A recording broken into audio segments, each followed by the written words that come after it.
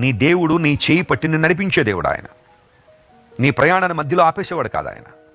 ఎక్కడో మధ్యలో నేను వదిలేసి నీ బాధలే నువ్వు పడు, నీ ఇబ్బందులేవో నువ్వు చూసుకో, నేను వెళ్ళిపోతున్నాను నేను వదిలిపెట్టేసే దేవుడు కాదని. మనుషులు అలా చేస్తారేమో, లోకసమైన వ్యక్తులు అలా చేస్తారేమో, కానీ దేవుడు నిన్ను సంపూర్ణంగా నడిపించేవాడు ఆయన.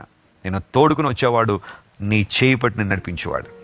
కీర్తనాకారుడు ఆ కారణాన్ని బట్టి ఇలా అంటాడు, పచ్చిక గల చోట్ల ఆయన నన్ను పరుండజేయుచున్నాడు, శాంతికరమైన జలముల యొద్దకు ఆయన నడిపించుచున్నాడని.